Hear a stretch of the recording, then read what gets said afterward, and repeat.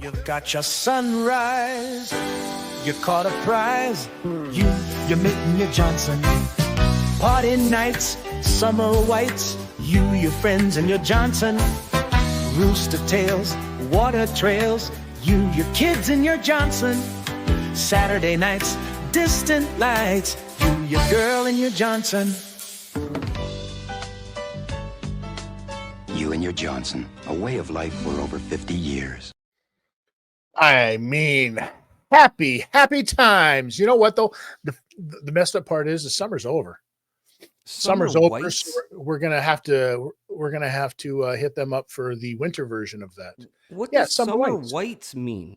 Well, some are whites and some are not whites. Jesus Christ. Well, shouts out to Johnson for the sponsorship. Okay, well, heading into our first segment this week, one of my heroes. Which one is this one about? Well, all of them are done besides Bert. Bert on Fish Tank is my new hero because he's the only one I can trust. Because my old heroes, and I wouldn't consider them heroes, they're just guys that I liked and I believed in, and I wanted to follow their careers through from the beginning to the end. And it seems like both of them are at the end, depending on which career you're talking about. When it comes to fighting, Nick Diaz has been showing up in the news recently. Yeah, so apparently Nick was supposed to have another fight. Nick hasn't been himself for quite some time now. I mean, even, let's go all the way back to the Robbie Lawler fight. He wasn't himself then. He didn't look good. So he was out of shape, and he said he was fighting because he was in debt. So that's never a good reason to step into an octagon. But he did, and he lost. And then about a year later, he showed up, and he looked good. He looked healthy. He was talking normal. And then they announced the fight with Vincent Luque. Was it Luque? It was Vicente Luque. He was supposed to fight, and then it got put off, and then they got another date for it, and then it got canceled again.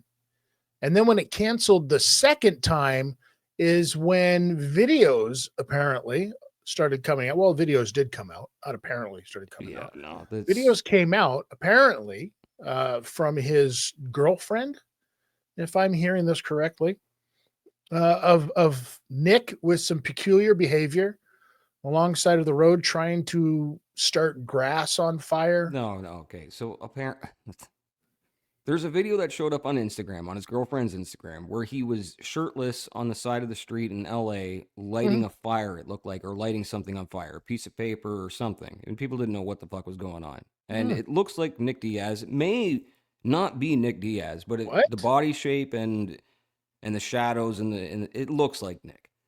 And then she had posted something within the next 12 hours of saying, like, drugs are a bad thing and all this stuff. They can ruin your life, and tagged him in it. So people put two and two together. Then a video showed up about a week later with a fan kind of like walking through a shopping center or something and seeing Nick, and they did a video together. And oh my God, I have seen a lot of people in my life over the years look like that. There's only one explanation for it. It's usually either chemotherapy, or it's you're on some shit and it's got a hold of you. So then that's the question: was Nick looking healthier because he was in that mid stage? I don't know. Like both are sicknesses, but do you you know what I mean? The latter is probably easier to get through, but the first one, like if he was actually sick, like had a disease and it wasn't drug related, and this is why he's looking so rough, people are really gonna be fucking upset for putting their foot in their mouth with it. Because I've seen a lot of people, even like people in the MMA media, calling him a drug addict and saying, this sucks, he's a junkie now and all this shit. So I don't know. It's sad to see. Has he responded? I don't know any of it. I don't think so. Because the easiest way to make it go away is to just respond. Especially when it's allegations like this. You know what I mean? Because these aren't just damning to his career. These are damning to his soul. And are we at the point where like a lot of people are going to be pushing him further into some kind of a spiral? You know what I mean? Listen, at the end of the day, at the end of the day, Nick, obviously, whether it's drug related, whether it's mental health related, whether it's alcohol related, whatever the case may be, All of the above. Nick needs help. Yeah. Nick absolutely needs help. Nick needs DDP in his life or somebody like that. You know what I'm saying? Yeah, that's not actually that's not a bad fucking person to link him up with.